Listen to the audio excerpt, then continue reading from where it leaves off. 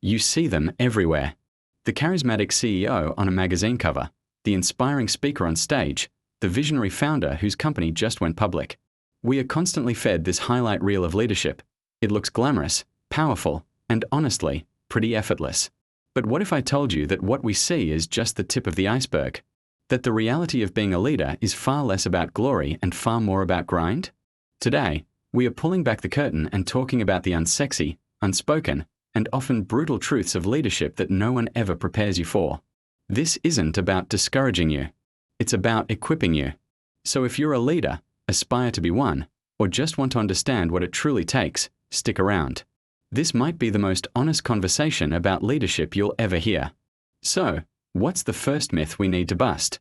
The idea that leadership is about having all the answers.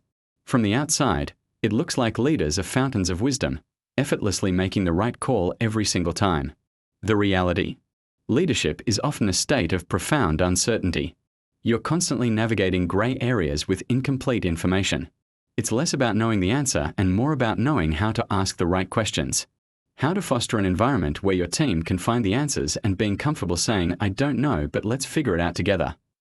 The pressure to be omniscient is immense, but the most effective leaders trade the burden of knowing everything for the power of learning anything. They are humble, they are curious, and they accept that making mistakes is part of the process. Let's talk about the second reality, loneliness. It's the paradox of leadership. You are constantly surrounded by people, your team, your clients, your stakeholders, yet it can be an incredibly isolating role. When you're the one in charge, the dynamics shift. Conversations change. You can't just vent about a tough day with your colleagues in the same way, because you are the boss. The decisions you make, especially the tough ones like layoffs or budget cuts, rest solely on your shoulders. You carry the weight of everyone's expectations, their careers, and their livelihoods. This emotional burden is heavy, and there are very few people you can share it with who truly understand. Finding a trusted mentor or a peer group of other leaders isn't just a nice to have, it's a survival mechanism. It's your lifeline to sanity. Now for a big one, leadership isn't about you. This sounds counterintuitive, right? You're the one with the title, the authority. But true leadership is an act of service. The moment you become a leader, your job is no longer about your personal achievements. It's about creating an environment where others can achieve. Your success is measured by the success of your team. This means your priorities have to flip entirely. You stop asking, "How can I shine?" and start asking, "How can I help my team shine?" It means you're the one staying late to unblock a problem, you're the one taking the heat when things go wrong, and you're the one redirecting the praise to your team when things go right. It's a fundamental shift from me to we, and it requires a huge amount of humility and a genuine desire to see others grow. If your motivation for leadership is personal glory, you're going to burn out, and you're going to fail your team. Another harsh reality is that you will be misunderstood. Constantly. You'll make a decision for the long-term health of the company, and some people will only see the short-term inconvenience. You'll give critical feedback meant to help someone grow, and they might take it as a personal attack. You'll try to be transparent, and your words will be twisted or taken out of context. You have to develop incredibly thick skin. Not in a way that makes you callous or uncaring, but in a way that allows you to stay focused on your mission and your principles, even when you're facing criticism from all sides. You have to be secure in your why. Why are you making this decision? What is the ultimate goal? Communicating that why clearly and repeatedly is crucial, but you also have to accept that you can't please everyone, and that's okay. Your job isn't to be popular, it's to be effective. Let's talk about the emotional roller coaster. One day you're on top of the world, you've landed a huge client, your team just shipped an amazing product, the culture feels electric. The next day, your top performer resigns, a major project fails, and you're staring at a spreadsheet that spells trouble.